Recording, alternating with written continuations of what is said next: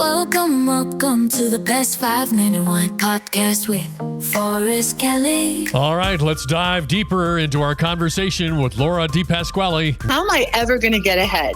And he said to me, Best 5-minute wine podcast. Being a female with 20 years of Master Somm experience coming up on that, is it difficult to not only get in the business, but to be taken seriously? yes and no is my answer. I will say that over my 20-year career in the industry, it's gotten a lot better.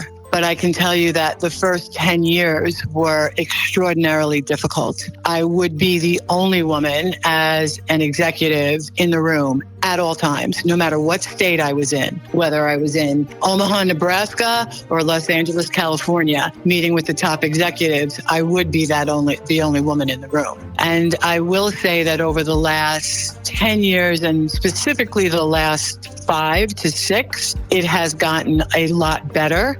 We still have a long way to go, but it's a lot better. And I'll share a story with you. When I first entered the business, I was working as the Florida State Italian wine specialist. It was my first job in the industry, and I loved it. I was like, oh my God, I wish I had done this sooner. And I just absolutely loved it. And so after, I don't know, maybe 2-3 months, I went to my boss, who was a gentleman, and he was a great boss. And I said to him, how am I ever going to get ahead in this business? And he said to me, well, what do you mean? And I said, look, I'm not going golfing. I'm not taking up golf. Yeah. I don't like golf, right? So I'm not doing business deals on the golf course. I'm not hanging out at night at the bar having cocktails. I don't like cocktails, and I want to go to sleep, right? Because I've got a busy day in the morning. Yeah. How am I ever going to get ahead? And he said to me, I really don't know what to tell you, but I think you'll figure it out. Well, and that was extraordinary. Like, how could your boss say that to you? I don't know what to tell you. I did figure it out, but it was really, articles that have been written about me over the course of the year have always labeled me as a groundbreaker, as someone who is connecting the dots and pushing the glass ceiling and being a pioneer, as well as when I joined the industry, I was not a Master Sommelier. I was pursuing the degree. It's a very difficult degree. There's only 30 women in the whole world that have achieved it. I was pursuing it. And after I pursued it, so I joined the industry in 2001. In 2004, I passed and got my diploma in London. And my boss different boss now, at the time, sat me down and said, you have a choice to make. And I said, oh, what would that be? And he said, and we'll support either way you want to go, but you can either continue on your business track, because by that time, when I passed, I was now national sales director. So I had gotten 2 promotions. He said, you can continue on this business track, or you can become a personality and we'll promote you. Which one do you want to do? And I didn't hesitate. I was like, I want to be that groundbreaking person. I want to be that woman in the business that carves a path and shows that it can be done for women that are up and coming in the industry. And he said, I knew you would say that, and I'm so happy you did. Let's go. And so we did. And so within 2 years, I was promoted to vice president of that company, had my first seat at the executive table. Can you attribute some of your success that you continue to have with your upbringing and your parental upbringing? Probably all of it.